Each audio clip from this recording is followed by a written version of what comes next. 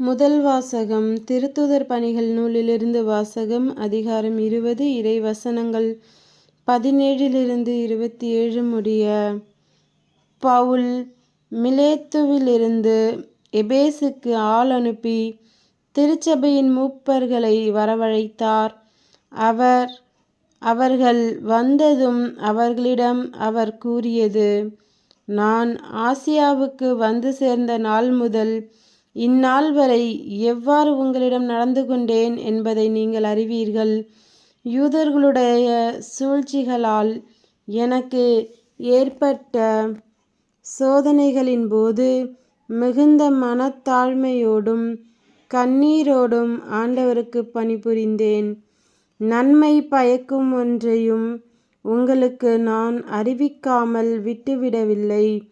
பொது இடங்களிலும் வீடு வீடாகவும் சென்று உங்களுக்கு கற்றுக் கொடுத்தேன்.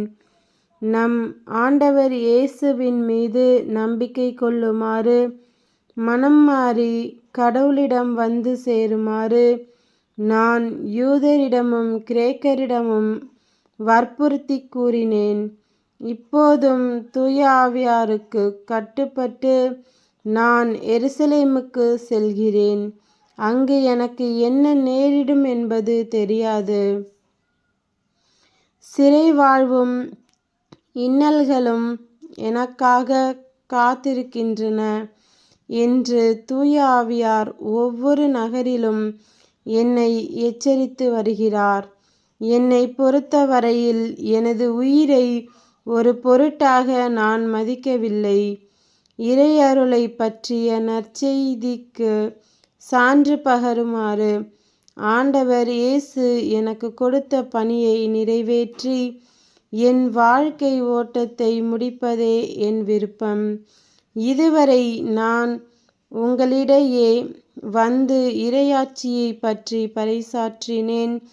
ஆனால் இனிமேல் உங்களுள் எவரும் என் முகத்தை பார்க்கப் போவதில்லை என்று நான் அறிவேன்.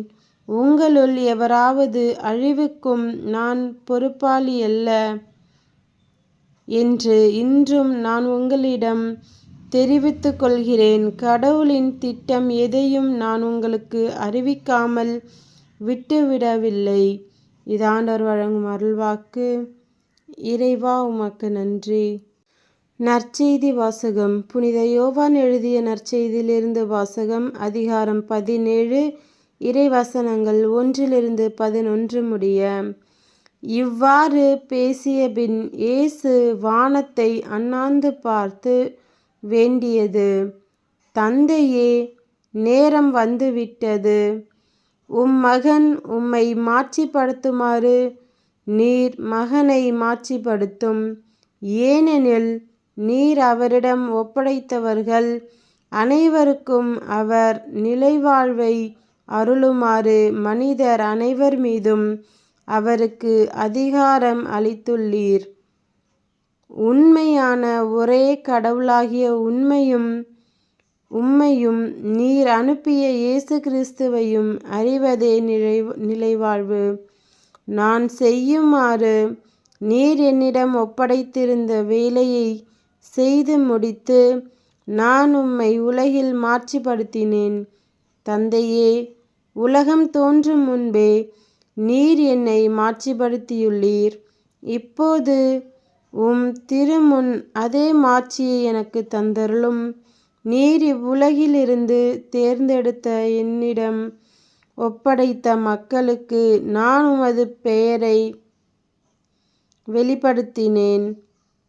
உமக்கு உரியவர்களாய் இருந்த அவர்களை நீர் என்னிடம் ஒப்படைத்தீர்.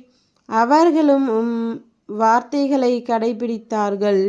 நீர் எனக்கு தந்தவை அனைத்தும் உம்மிடமிருந்தே வந்தவை என்பது இப்போது அவர்களுக்கு தெரியும். ஏனெனில் நீர் என்னிடம் சொன்னவற்றையே நான் அவர்களிடம் சொன்னேன்.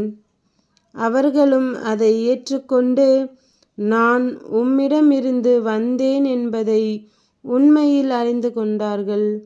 நீரே என்னை அனுப்பினீர் என்பதையும் நம்பினார்கள். அவர்களுக்காக நான் வேண்டுகிறேன். உலகிற்காக அல்ல, மாறாக நீர் என்னிடம் ஒப்படைத்தவர்களுக்காகவே வேண்டுகிறேன். அவர்கள் உமக்கு உரியவர்கள். என்னுடையதெல்லாம் உம்முடையதே, உம்முடையதும் என்னுடையதே. அவர்கள் வழியாய் நான் மாட்சி பெற்றிருக்கிறேன். இனி நான் உலகில் இருக்கப் போவதில்லை. அவர்கள் உலகில் இருப்பார்கள். நான் உம்மிடம் வருகிறேன். தூய தந்தையே, நாம் ஒன்றாயிருப்பது போல் அவர்களும் ஒன்றாயிருக்கும்படி நீர் எனக்கு அளித்த உம் பெயரின் ஆற்றலால் அவர்களை காத்தருளும். இது கிறிஸ்துவின் நற்செய்தி. கிறிஸ்துவே உமக்கு புகழ்.